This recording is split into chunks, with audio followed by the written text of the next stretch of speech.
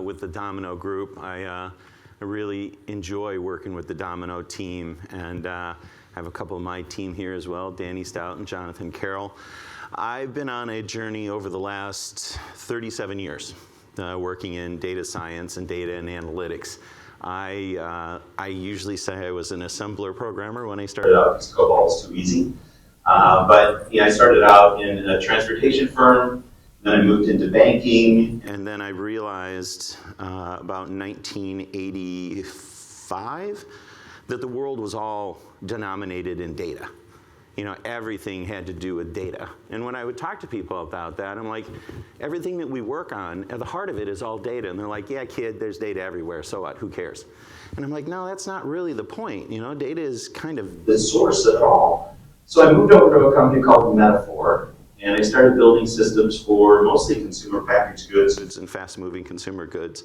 I ended up in London for a couple years. I worked for Pillsbury, Lloyd's Bank, Cadbury Schweppes, Anheuser-Busch, Procter & Gamble, just a whole bunch of companies.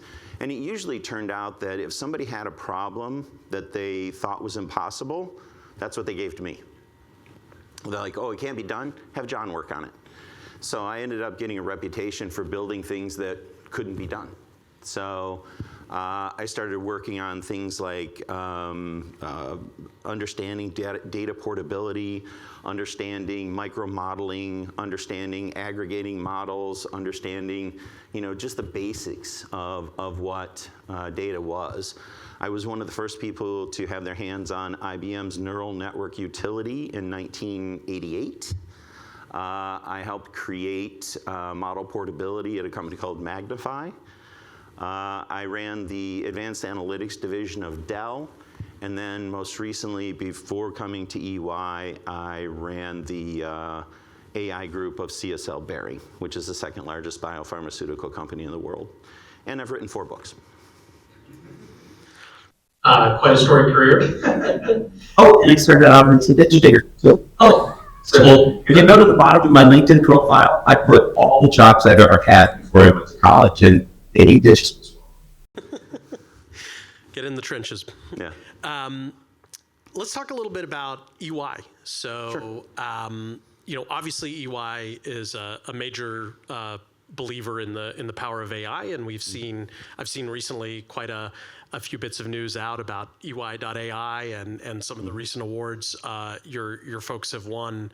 Can you maybe share with us in your role how you're thinking about deploying AI inside EY first, and what the impact is it's having in the company? Yeah, absolutely, and thanks for teeing that up, T-Rob. When I joined EY about 18 months ago, I was about 3 months into the job. I was asked to go meet with the general directive. And the general directive is the 8 people that run EY. To me, it sounds rather dystopian and dark. And they're like, you got to go meet with these people. I'm like, well, aren't they my bosses? I guess I would want to meet with them, So I met with them, and they said, this GenAI thing is really interesting, and we think we should do something with it. I'm like, well, what would you like to do? We have no idea. That's what your job is. You're the head of AI. Figure it out. I'm like, oh, okay, cool.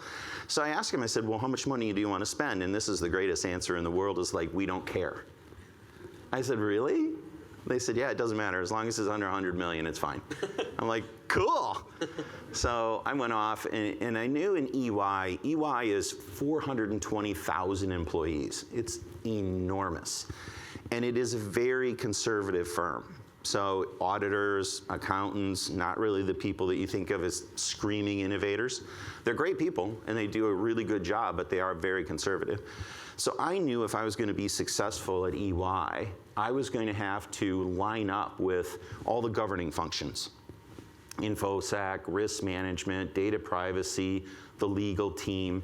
So I spent the next 4 months just embedded with those governing functions and asking them, what about AI worries you? What is the thing that you're going to you just won't be able to handle? What is going to make you say no to us doing anything with GenAI? And they all enumerated their concerns very, very clearly. So I said, okay, these are the governing bodies. These are the governing parameters we have to work within. So, Danny and John and I went to work, and we came back and we said, okay, we're going to implement a global GenAI environment. And it's, we can't have 420,000 people is not the population. 120,000 of those people are in China and Taiwan, Hong Kong, Iran, Iraq, North Korea. They can't access the system just because they can't use the models. It's verboten. So 300,000 people is our target population. So we rolled out a system in September of last year, and at this point, I believe the number is 275,000 people use it. I've been told by Gartner, Forrester, HFS, IHS, and other third parties that is the world's largest private, secure Gen AI environment in the world. So we did that. That's one thing we did. That's pretty great. I love the parallels from Linda's talk. Exactly, yeah, it was eerie, wasn't it? Yeah, building a coalition and maybe inoculating the organization against the risk before you got there. 275,000 people. Tell me about the use cases in that environment. Like what actually, what actual products and what do people do with that? I can talk about it anecdotally, and I can talk about what people tell me they do. Because one of the reasons that I can't really tell you what they actually do is the risk management function has made it clear that we can't log anything. So any prompts, any completions, anything in any part of the system has to be eradicated as soon as that session is over. So I don't really know what they do. I know what they tell me they do. That seems like both maybe a curse, but also beautiful as well. Like, it's awesome. Yeah. It's fantastic. What a great way to work. And it has really unleashed people at EY. Because on one side, you have the absolute certainty that you can put anything in there because it's secure. It doesn't go outside, it doesn't go in anybody else's cloud, it's in our own firewalls, and all our security protocols apply. Put anything in there. Our data taxonomy is C1 is internet-based data, C4 is highly confidential EY data or customer data. You can put it all in there, okay? So you have that. So you're safe, you're secure, you're all good. You also have the benefit that no one knows what you said. No one knows what you wrote. So people tell me, and literally they tell me this, and I wish they would not. They tell me that they plan their weekend vacations with it. They tell me that they write sonnets to their puppies. I mean, don't tell me this stuff. I don't want to know. But that, they use it to be serious. They use it to write proposals for clients. They put in multi-year tax information. They look at breaking down complex problems into detailed work plans. Anything that you could think of, and across all our service lines are tax, audit, consulting, financial services, and mergers and acquisitions. So anything that those people do, they try it first in the models to see, hey, can I do it faster, easier, better this way? And have you thought about a framework for determining the value you get from that? I imagine it must be very powerful to help build proposals quicker and that sort of thing. How do you, even if you don't have the data, how do you think about the value for EY there? Well, right now, I think it was Nick was talking about it. It's mostly productivity and savings. It's like, hey, I can do a proposal in 2 hours rather than 2 days. I can compare these 10Ks in 4 minutes rather than 4 days. So it's productivity savings, and we hear from people, again, anecdotally, that I think our deal and delivery assist is cutting down. We have a skill called deal and delivery assist, which is many LLM steps woven together. I think they said that allows them to do a response to an RFP in like a day or two rather than 2 weeks. So that's the scale that you're hearing about. That's pretty amazing. Maybe to switch gears a little bit from a customer perspective. So those are some of your internal use cases. Mm-hmm. How is EY thinking about using AI directly with customers? And I'm sure customers must be asking on all sides, both risk side, I'm sure, and also on value and productivity side. So what's the strategy there, and what are you all working on? I'm a little odd in many respects. You know that? Yeah, you know that. Danny knows that. Everybody knows that. I'm an unusual person. Every personality test I've ever taken puts me in the 1% range of the population, and that's good and bad. I'm not a normal professional services person. I'm a software person by nature and a product management professional by career choice. So everything that we build in my group is built as an enterprise software asset. So most of the time in an organization like EY, you build something and it's hacked together as fast as you possibly can because you want to jam it into a customer environment as fast as you can and bill them, which is fine. That's a way organizations work, and that's not an indictment of professional services. That's just the way they operate. So in my group, everything that we build, and Danny is the product manager on all things GenAI, we build as enterprise class software assets. So when we built EYQ, and that's the service that has the 275,000 people using it, we assumed that we would pick it up and stick it into customer clouds and customer on-premise, and they would buy it from us. So now it's really funny when people do what you predict that they will do. The teams have showed up and they said, hey, this pharmaceutical company wants to buy this. And we're like, okay, well, press that button and it replicates it and get a check. And they're like, you did what? I'm like, well, that's the way software works. You don't have to rebuild it every time. Zero marginal cost. Yeah, That's you great. build it and replicate it. Our EYQ product has already been sold to multiple customers. And this is the beauty of working in a professional services organization where their margins are this much and software margins are this much. So they look at it and go, holy cow, you're a genius. And I'm like, no, not really, just software versus professional services, software bits versus bodies, that kind of thing.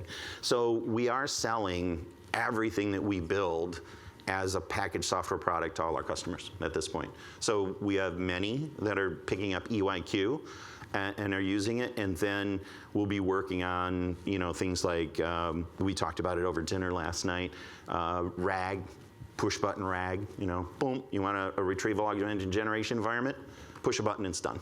Those kind of things. That's great. Use some LLM gateways from Domino, I'm sure. I'm going to do a Domino commercial. I'm so pleased. I was sitting in the audience, and when we've been talking about the LLM gate, I didn't know what you called it. We've been talking about that for a few months, and he's like nudging me, and I'm like, yeah, this is awesome. We listen. Yeah, exactly. And then the responsible AI stuff, I'm going to go off script for a second. Sorry. You expected that, right? Oh, yeah. Yeah, okay. So, known you long enough. Yeah. So the responsible AI area, EY's been working on for 3 years. Predates my time at EY. I've been there for 18 months, I think. So EY has worked with academic institutions in the United States and Canada and Europe, and went deep on what the research was on responsible AI all the way down to the data and the algorithmic level. So we have imbued that in all our service lines, all the theory and concepts and processes and KPIs. And now we're actually building it into our traditional AI environment. And when I saw what you guys have done in responsible AI, I was like, hallelujah, I don't have to rebuild that. Thank you, Nick. I really, truly appreciate that. So that is exactly what I expected it to do. So well done. That's great. Thank you for the commercial. Maybe let's talk a little bit more about responsible AI for a second. So my experience has been with the advent of GenAI that has ushered in sort of the fastest regulatory response I think we've seen on AI or data science. Somehow we've awoken the regulatory authorities and poked the bear. And so certainly, the EU AI Act has recently come out and I think is of obviously global importance for most organizations here, given that they're international. Domino, we're lucky enough to be on the NIST committee working on AI RMF, risk management framework. These are all coming very quickly. I'm curious from EY's perspective. You said you've been working on this for several years. What are customers asking for, and how are they thinking about responsible AI? And then how are you all responding to that? Is it different? Is it new? And especially for an organization that has a long history of doing risk and compliance, this must be palpable. It is. And I think Nick might have understated it in his session. Responsible AI is going to be as big as GenAI. There is no question about it. And you've all seen, unless you've been not looking at any of the news or just focused somewhere else, seen the news about Scarlett Johansson coming out about Sky, OpenAI's new voice. And I wrote a book on this, I guess it was last year, called Data for All, where I postulate that all data belongs to those that create it. So everything that you do in the world, that's your data. The companies have duped us to believe that it's their data, they own it, they have the rights to it. That's not true. That is not true. So responsible AI is going to right the wrongs of data ownership. Now, it's not going to happen tomorrow. It's not going to happen next week. It's going to take a few years. It's going to take 3 to 5 years to roll through. But it really is all centered on data ownership. And who owns the data, who has the right to use it, who has the right to monetize it. And then when you put a framework around it, like the EU Act and some of the other things, the patchwork, the things that we have going on in the United States and in Australia, it's going to be enormous. The monetization of the data, and I see the rage in the creative, world about the New York Times content and Reddit content and Scarlett Johansson's voice and all. It's all the same thing. It's all the same thing. Because while we as data science professionals have focused most of our life on working with 10% of the world's data, the GenAI movement has opened up 100% of the data to us. Now, we have to respect data ownership, and we have to use the data responsibly. And the large language model owners have not done a good job and have not done us any favors. That's fine. They've gone far. They've gone fast. They've created technology that we all are interested in and engaging with. But we've got to go back and fix the data pipelines. That's what's going to take us a while. And the data intermediaries that are being created by the EU Act and all those different things that are going on, this is going to be a new world for all of us. And it is going to be hugely disruptive. So I'm excited. If anybody, I was talking to a senior principal engineer at Microsoft who's got like this really cool job, the job I really would like to have, and he was like, I was ready to retire and then this happened. He's like, I'm not retiring, And so if any of you thinking about getting out of the game, don't do it. Now's the time to be involved. I'm going to go off script a little bit. Please do. I was thinking about this last night. You're an author. You've written 4 books. That sounds weird every time someone says that to me. I'm like, Cool. I guess I don't know. I think that puts you in a unique position of many people both being on the creative side and on the data science wonk side. So while as interesting as Scarlett Johansson is, I'm kind of interested in what you think as somebody who's written a book and is now in the position of those might be embedded into OpenAI's. Oh, they are. You're right. And what's your take there? And both from a perspective of your data being used potentially, and also what does it mean to be an author going forward with generative AI models out there? What does that mean for you? Yeah, it's interesting. I'm on the boards of the University of Michigan, Oklahoma State, University of Texas, my alma mater, Ferris State, Bulldogs, and a couple other universities. And there's all this hubbub and worry about, oh my gosh, students are cheating and the content's being stolen. And don't worry about any of that stuff. I mean, the authors that write are going to write. People that are going to use LLMs to create content are going to do it. My view is do whatever works for you as long as you disclose what you're doing. Say, I used an LLM. That's fine. Cool. So you wrote a 7,000-page book of garbage. No one's going to read it. That's okay. You'll find somebody to publish it or publish it yourself. But, for me, I still write the old-fashioned way. I sit down at 4 in the morning and I write another 1,000 words every day, and then I go do my day job, and then I go to bed and I do it again. And then soon I have a book. So it doesn't mean anything to me. I mean, and they can use all my content, absolutely, freely, steal it, borrow it, don't pay me anything. I don't care. So, I'm putting it out there. I'm trying to pay it forward as fast as I possibly can and help the next generation learn about STEM and AI and education. So in my book, it's a free-for-all. Go for it. Okay, hot take. I like it. Let's go back to responsible AI for a second. Sure. So, we have an audience here today of lots of folks in financial services who have obviously a long history of having to think about risk and model risk and, Yes. and governance and compliance and chief risk officer and all that sort of stuff. From an EY perspective, having thought a lot about the emergence of new AI techniques and building risk frameworks around that and responsible AI. What's your recommendation to this audience of what to go work on and what to get ahead of and what's important and practical advice? Yep, absolutely. And it's almost an evolution or a transformation for me because personally, I really spend any time thinking about risk. Before I came to EY, I'm probably the least interested person in risk, because I've been an innovator my whole career. I'm like, risk be damned. Let's build it, see what the heck happens. But when I started spending hours and days with the risk management department, I really saw, this is what they're concerned about. This is really what they're worried about. And they care deeply. They don't want the company to contravene any policies or laws or regulations or have any of our employees do things that are going to put the reputation of the firm at risk. And I thought, wow, this is really a different perspective for me. So I started thinking about it long and hard and started really thinking about it from a practical perspective. And it really comes down to the same things that we've always worked on and the same things that we've always been concerned about, but we just have more data to be concerned about now. And it is protecting the data, ensuring that the right people have access to the data, that the wrong people don't have access, that the data is used for the right purposes. So it doesn't really change anything we've been concerned about. It's just a bigger area to work on.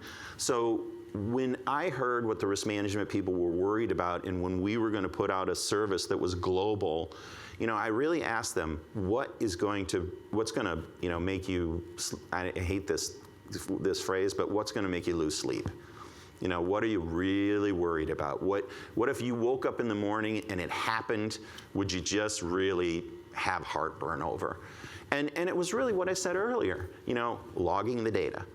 That is enormous. So when we were talking about it, the legal department was like, boy, if we woke up one day and we had to produce all those prompts in legal discovery, that'd be a problem. I'm like, okay, fine, so we won't log anything. And the other thing that we did too, and this is, here's something for free, is that all our infrastructure is on Microsoft, all right? And when we said we weren't going to log anything, we had launched the service and we're like, great. We've taken care of everything. We've thought through everything and we figured it out, but we hadn't. Microsoft has an abuse monitoring system, all right? So everything that you put into those environments goes through that abuse monitoring system and it's retained in their servers and in their databases for at least 30 days. So that contravened everything, all our principles that we were working from. So I went back to the Microsoft, Danny and I went back to Microsoft and we talked to them and said, you've got to turn this off. I'm like, no, can't do it. And we're like, okay, well, we're shutting the whole thing down. They're like, oh, no, we can turn it off. We can turn it off. So, in our environments, the abuse monitoring systems are all turned off. So once you think you've got it down, where you've thought of every wrinkle, you haven't. So go back and ask the question a fifth time, a sixth time. Is this stuff stored anywhere? And you're finally going to get to someone and say, oh yeah, that's the database we have in all the Azure data centers that stores every prompt. And you're like, can't be. So I'm just imagining the Microsoft compliance department battling the EY compliance department.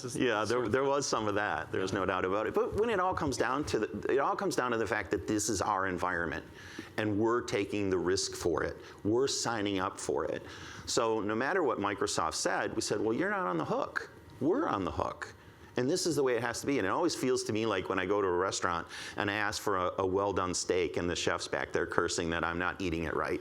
I'm like, I'm eating the steak, not you, We can disagree on lots. Yeah, I know, exactly. Let's look forward a little bit. So, you mentioned many of the use cases, and it's great to hear at EY you're using GenAI and to build proposals and that sort of thing. I'm sure a lot of people here can imagine those use cases having seen and used GenAI over the past couple of years. Where are we going? What's next? What are you building towards over the next couple of years from a technology perspective, capability perspective? I believe we've talked a little bit about agentic AI. Is that something you're thinking about? Where are you guys headed? Yes, absolutely. We just launched a synthetic data generation service. Linda, where are you, Linda? There she is. Brought that up in her presentation. I think synthetic data generation is going to be huge. So if you're having trouble getting data to test your models and do different things, you should be involved in synthetic data now. We looked at 37 different companies out there. We knocked it down to 5. We tested 2 very deeply, and we chose a company called Gretel. So like Hansel and Gretel, So plug for Gretel. We think they're great. Agentic AI, yes, absolutely. Danny, Jonathan, me, and about 10 other people.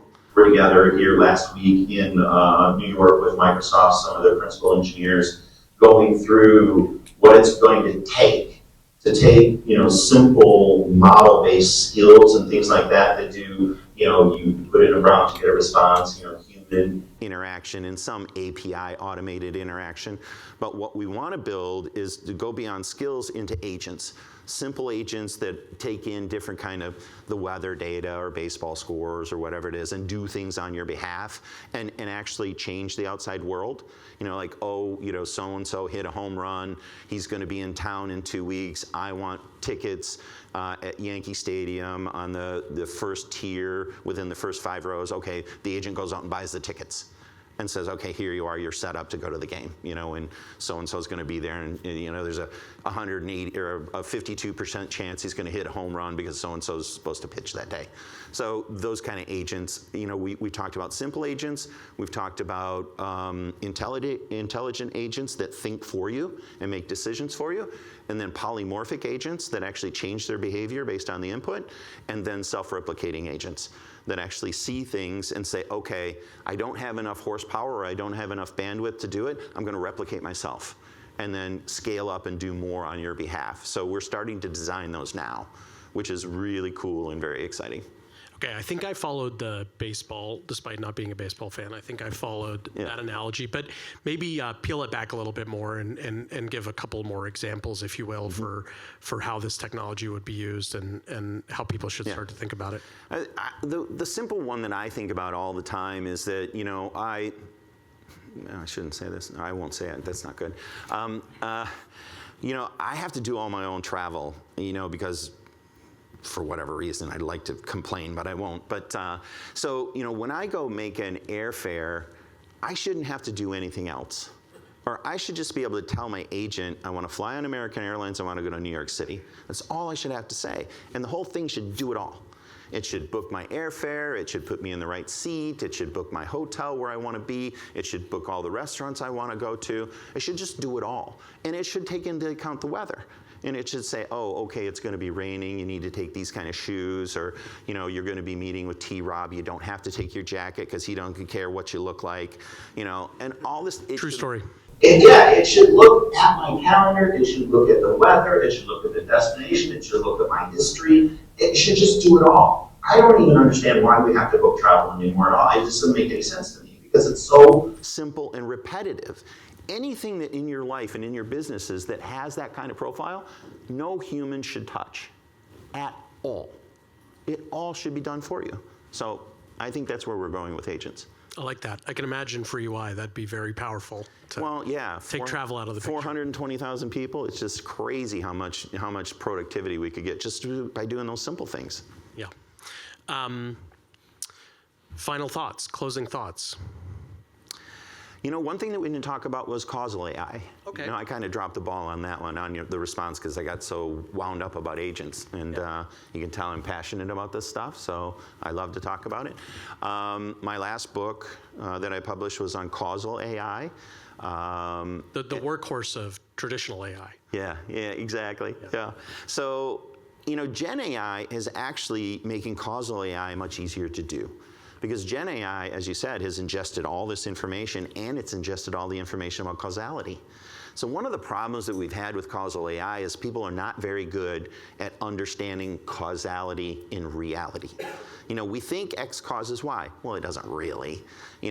So you can actually use GenAI to generate true causal pairs, then use those pairs to drive causal AI.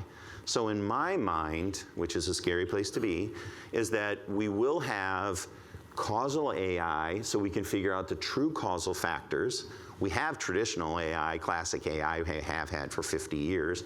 And Gen AI, which we now have, we will have composite AI applications in the next 2 years that you'll be able to put in a number of parameters and concepts and ideas, and it will run through the entire flow.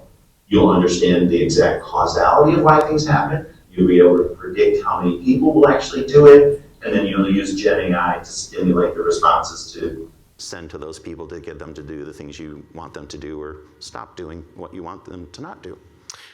It's been at least a decade since I've done any statistics, but what you just said seems counterintuitive to me.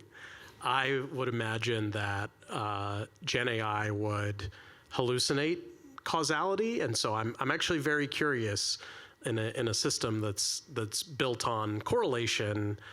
Can you explain that again? How Gen AI can help identify true causalities? That's counterintuitive to me. Yeah, that is a small problem that Gen AI hallucinates. Yes, that is an issue. So every step of the way, we do have to go back and check our statistics, check our math, check our, that it actually does work. But, I think the benefit is that people are so bad at causality that the Gen AI models are just that much better. So over time, the thing that you asked about the future, I have lots of ideas about the future. We're in the world of large language models right now, foundational models, OpenAI, GPT-4o, Omni, and Llama 3, and Gemini, and all these models and everything. That's going to be here. Nick said it so well so many times. We need those. That's going to happen. That's not changing. But the future is small language models. So how many people in here have read about Mistral? Know about Mistral? Yeah, most of you have, all right.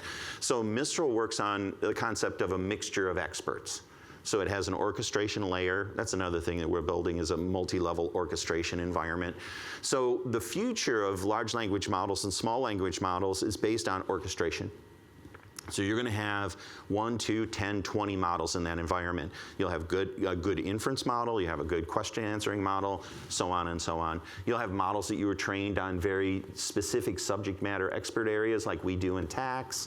You'll have things for the Federal Reserve on rate changes and stuff like that. You'll have all sorts of models. So, the future is really a collaboration of these models. Now, how are we going to figure out which one's hallucinating in that mass? I have no idea. I'm going to have to figure that out. But the future is not large language models. The future is a mixture of expert set of models that we're going to be using. So that's going to make it really complicated. Love it. John, thank you so much for taking the time to speak with me and share your many years of wisdom with the audience. I'll offer you a commercial. Which of your 4 books is the best, and where can people get it? It's like, which is your child is your favorite? It's Kate, right? Yeah, it is definitely Kate. Okay. It's not Zach, for sure. I'm on record on that one. I say for this audience, it's building analytics teams. Okay. Linda, it was really funny. Linda put up her slide, and I'm like, well, that's my book. That's the outline of my book, so you can buy that. So building analytics team is the one I would recommend. Okay, and Amazon? Amazon, yeah, absolutely. Great. Well, thank you so much, John. I really appreciate it. I really appreciate it.